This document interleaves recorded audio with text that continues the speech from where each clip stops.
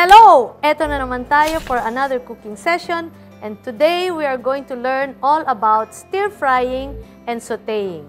Teka, akala natin alam na natin lahat tungkol dyan. Well, marami pa tayong mga matututunan na mga secrets. For example, itong ating gagamitin ngayon na ceramic fry pan, tamang-tama lang para sa mga induction cooker kasi flat yung kanilang bottom. Not only that, this is a ceramic finish made from Daiflon of Korea.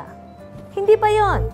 Sloping side ang kailangan pag nagsosote tayo or stir fry. Why? Kasi dapat mabilisan ng luto.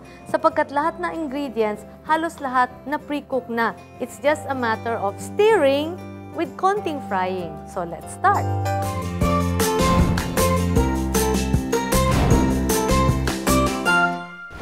Mainit na yung iyong ceramic fry pan. Put a little oil, a little of our onions, konting garlic. Ito na ang ating mga ingredients for fried rice. Isang secret na ituturo ko na sa inyo. Number 1, ang rice dapat day old, yung gamit na. Bahaw. Mas maganda pa nga kung galing sa freezer. Bakit? Kasi pag frozen pa yung mga kernels ng rice na niluto nyo, magme-melt yung kanyang ice habang niluluto siya sa mainit, kaya hindi siya natutuyot. Pero ina-absorb pa rin niya yung mga flavors na lalagay natin. Such as carrots, pangkulay. Pwede nyo ring lagyan ng green peas kung gusto nyo. Actually, ang stir-fried rice, kahit ano namang mga ingredients, pwede. Basta nahanap nyo sa ref para hindi nasasayang yung mga vegetables nyo. Okay. And yung aking favorite, longganisang Macau. Pabayaan nating magmantika ng konti ito para magkalasang longganisang Macau. Lasang anis ang ating fried rice. And hipon. Napansin nyo na halos lahat ng mga ingredients ko ay pre-cooked. Ayan po ang secret ng paggawa ng mabilis na stir-fried food. Kaya nga sinabi nilang stir-fried, ang mga Chinese kasi talagang nagmi-mise en place sila, tapos lahat kino-combine na lang with high heat. Ang maganda dito sa ating ceramic fry pan, kayang-kaya niya ang high heat. And yung heat na nandito sa center is the one that will really be cooking everything. Ngayon, kung gusto nating magdagdag ng mga liquids, all we have to do is put it on the side. Like that.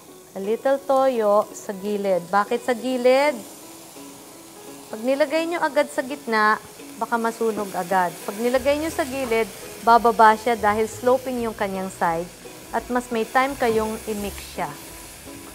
Nami-mix ko na siya. Ang bango. Hindi kayo rito para maamoy niyo yung niluluto ko. Okay. Now, I will put in my rice na galing sa freezer. Magsi-stir fry na tayo. Siyempre, masarap yung talagang sosyal yung rice mo na maraming ricado. Gaya niyan. Alright. Minsan nga alam nyo, pag nagluluto kayo, hindi ba feel nyo pag nakikita nyo habang nadadagdag yung mga ingredients, pasarap ng pasarap yung dish? Lalo na pag halimbawa maganda yung inyong kitchen, kompleto kayo sa mga pots and pans na tama, alaga, diba? Napakasarap magluto, ang saya-saya. Pag uwi ng family nyo, nakasmile kayo. Now, another trick I'll show you. Pag mainit na yung rice, okay, malapit na. Keep on stirring. Ito po yung stirring method. Make space in the middle. Yan. Tingnan nyo ha. Make space in the middle. At stir in nyo ang egg.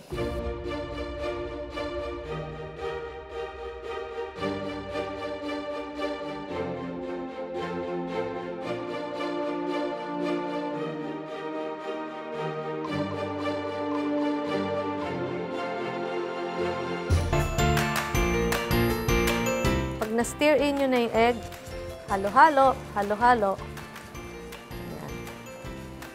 At tuloy ulit ang pag-stir fry. Mas na-distribute ang eggs nyo na ganito. Hindi kagaya nung iba na nagkakamali tayo, nilalagay niyo yung eggs dyan, naluluto lang dun sa ibabaw. Pero sa ilalim hindi na. Tingnan nyo, na-distribute na yung ating eggs.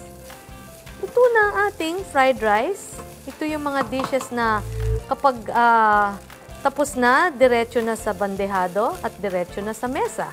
Last trick, lagyan mo ng maraming sibuyas, dahon sibuyas, lagyan mo na rin ng a dash of sesame oil. Kung gusto nyo lagyan ng seasonings, lagyan nyo ng konti, or salt and pepper, yes. Ooh, that smells so good. That's my fried rice, malapit na. Okay, a little seasoning. And there's my fried rice. Okay.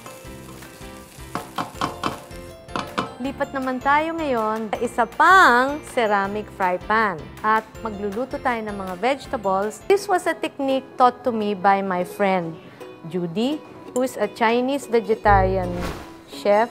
And sabi niya, Nancy, pag magluluto ka ng vegetables, you caramelize a little brown sugar.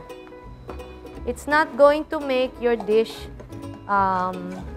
sweet, pero magra-round out yung flavors. So, yan. Konting brown sugar lang para mag-round out. Kasi, iba-iba yung acidity ng mga vegetables. Okay?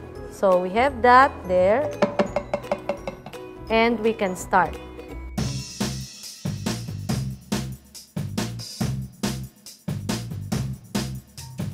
And lastly, a little soy sauce. Again, dito sa side, pwede ring oyster sauce. Bakit again sa sides? Dahil yung liquid pababa, dahil sloping yung sides, so that gently pupunta siya sa gitna and mas spread out yung kanyang flavor dun sa mga vegetables na niluluto. Gawa na! In less than how many minutes, meron ka ng fried rice, meron ka pang side dish na gulay na napakasarap. All because you're using a very good ceramic fry pans with a ceramic coating from Lifelon of Korea. Ipe-plating na natin to.